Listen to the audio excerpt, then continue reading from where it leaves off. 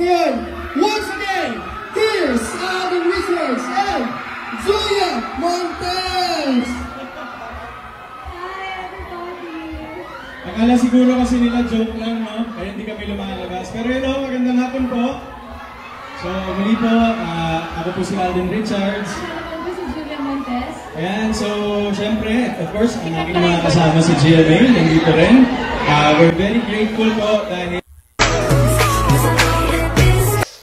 Welcome back, mga kaaldab.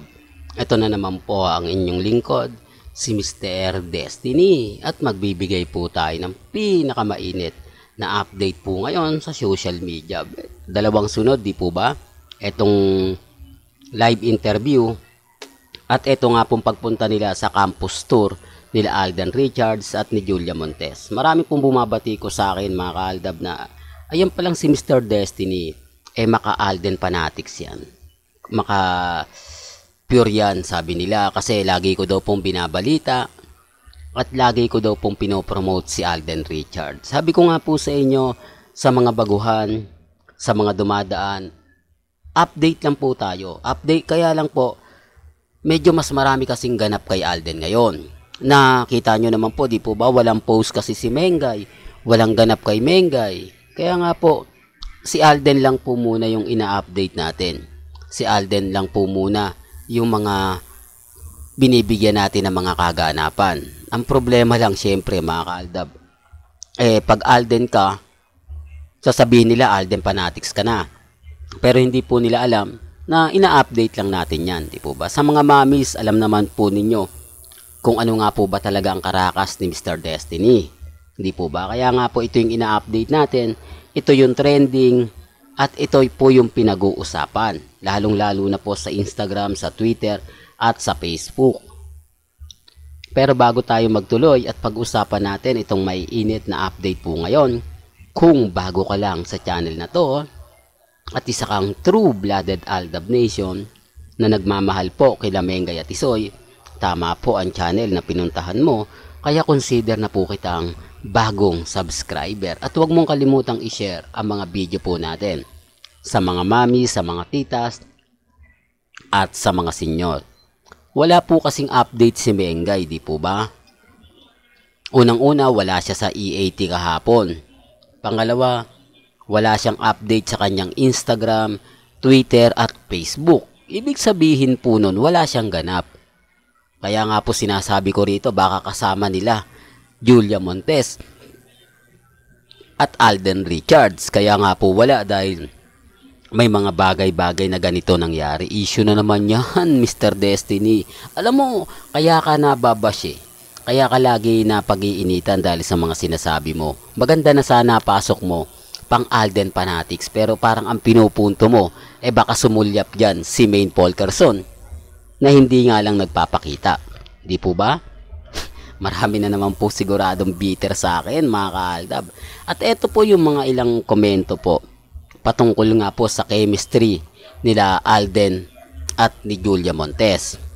I-remind ko lang po ito po, hindi po ito binabayaran. Wala pong bayad sa mga comment na yan. Alam natin na isa po yan sa mga susubaybay at talagang tatangkilik kay Alden Richards. Sabi ko nga po sa inyo dito sa channel ni Mr. Destiny, lahat po malalaman ninyo.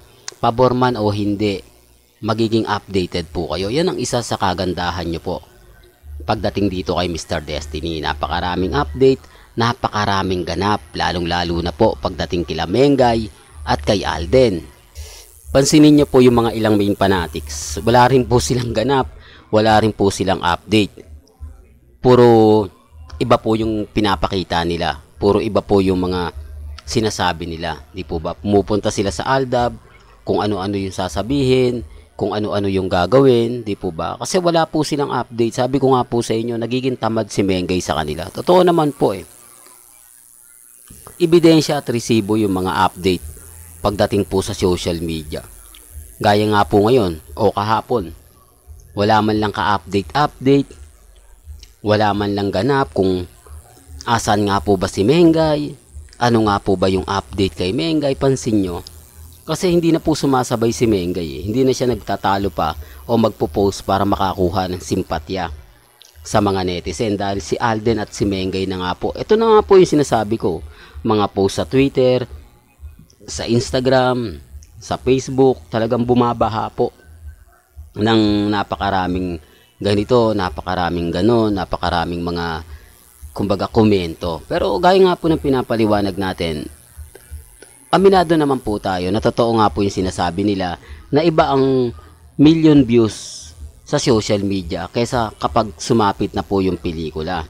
Huwag daw tayong umasa na ako mga kaaldab, sabi ko nga po sa inyo, depende na lang naman to sa mga manonood. Sabi ko nga po, etong channel ko, hindi ko naman to pinopromote sila Alden at Julia na sinasabi kong panoorin nyo to, kumbaga ganto ganyan, etc. Di po ba? Ang sa akin po, binibigyan ko po kayo ng update, binibigyan ko po kayo ng ganap.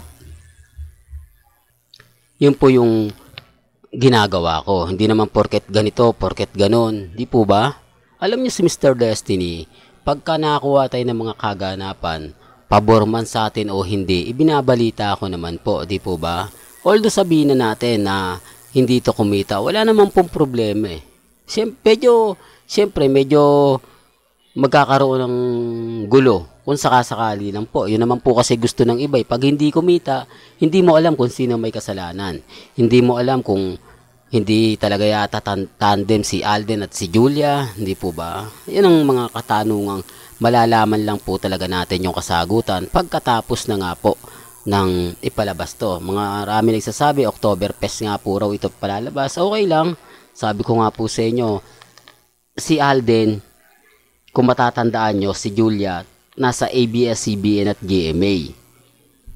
Ganito rin po yung taktika ng mga panahon nila Catherine at Alden. Talagang pinasabik po nila yung mga netizen. Pero ang pagkakaiba lang po nun, dumaan yung pandemic eh. Dumaan yung kumbaga senaryo na maraming bumagsak na kumpanya, marami nagsara, marami nalugi, malungkot na katotohanan, maraming namatay, di po ba? Kung ikukumpara mo sa dati na talagang kumbaga ilang buwan din po siyang pinagpepiestahan sa Instagram, sa Twitter, tapos ipinalabas kaya nag-boom, di po ba? Talagang nag-super blockbuster. Kaya nga po ganito rin ang ginagawa nila para lang makakuha uli, maibalik uli yung simpatya ng dati. Pero hindi po tayo sigurado kung ganun nga po. Kaya nga po sabi ko sa inyo, mahirap mag-predict, mahirap magsalita dahil nasa tao po ang desisyon kung sa tingin nga po nila maganda ang pelikula. Well, hanggang dito na lang po yung updates natin ha. Kaya kung gusto nyo pa po ng pinaka-latest at mainit na update, abay tumutok lang po kayo dito po sa channel ni Mr. Destiny para updated po kayo sa mga bagong video po na ilalabas po natin maya-maya lang. Hanggang sa muli, salamat po sa panonood at pakikinig.